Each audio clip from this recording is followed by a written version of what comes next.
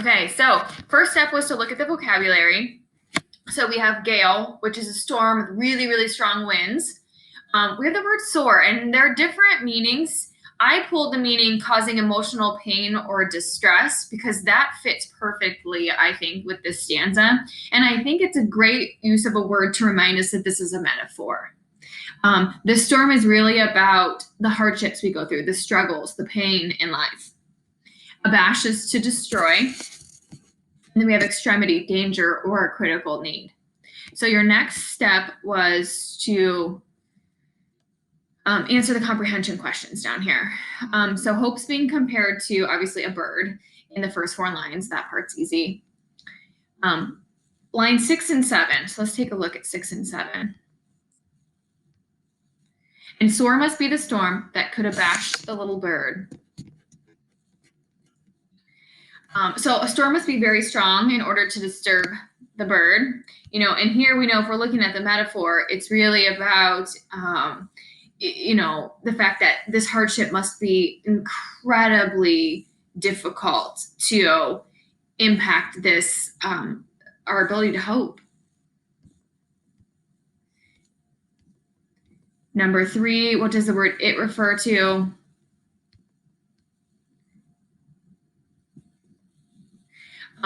Yet never in extremity it asked a crumb of me. It doesn't cost us anything to hope. It asks for nothing in return. It only helps us to hope. It doesn't cost us a thing. And so then I want to take a moment before we dive into the analysis, take a look at the rhyme scheme.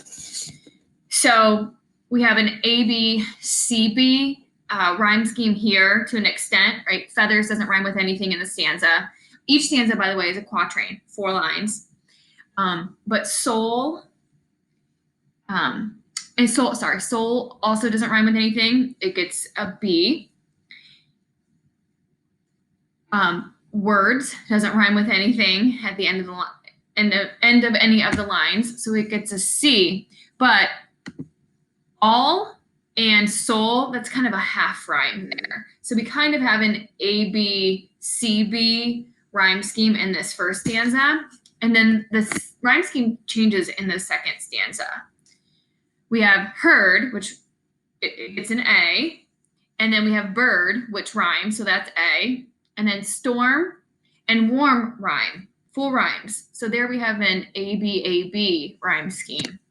And note that additional full rhyme of lines 1 and 3, heard and bird, which we didn't have in that last stanza. It helps tighten the midsection of the poem, and it places emphasis on the bird's ability to sing sweeter in the midst of that storm.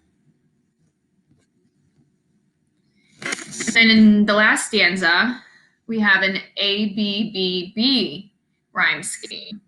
Land doesn't rhyme with the end words of any of the other lines, but sea, extremity, and meet all rhyme. As far as the analysis goes, so what's the metaphor in the first stanza, which is to communicate about hope? So the bird and its song are compared with hope. Hope, something that rests within us, and it helps those around us. I got that from that line, kept so many warm. So it helps us and others and those around us through hardships. So what's the symbol in the second stanza? So let's take a look at the second stanza.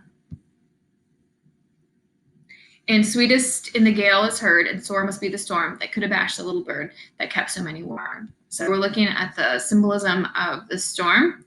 So the storm would be the struggles and the hardships that people face. It's during these troubled times that hope's most important and powerful. It gives us the grit to keep going, to overcome, to not give up.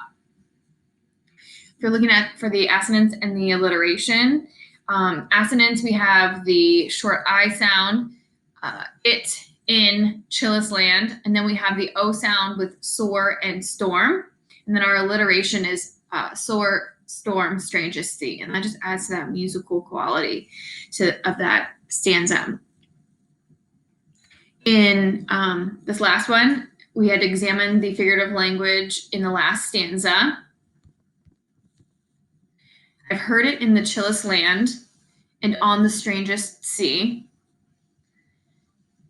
Yet never in extremity it asked a crumb of me.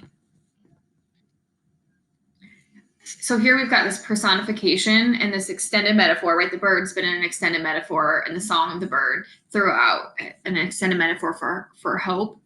And the figurative language here, never asked a crumb of me. Again, I think I mentioned this before. Hope costs us nothing, but it helps us to find the grit to keep going. And I just realized I skipped a step. So let's go back to the paraphrasing of each stanza. So the first stanza, hope is like a bird perching in our souls.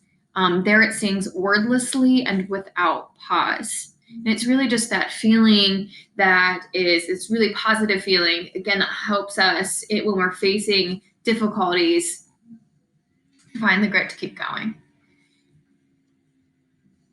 The second stanza, the song of hope sounds sweetest in a storm, and it would require a terrifying storm to ever destroy the hope that's helped so many through troubled times. And again, we know that storm is really a metaphor or a symbol for the difficulties and the pain that we face. And it's like, that's when hope does its best work when we're in those situations. And then the last stanza, the narrator has had hopes in the midst of hardships and uncertainty. Strange to see, I see that as uncertainty, but it's never required anything, or it doesn't cost us anything to hope, but it helps us so much. And then your last step was to answer these questions. So I'm not going to go over the answers to these in this video.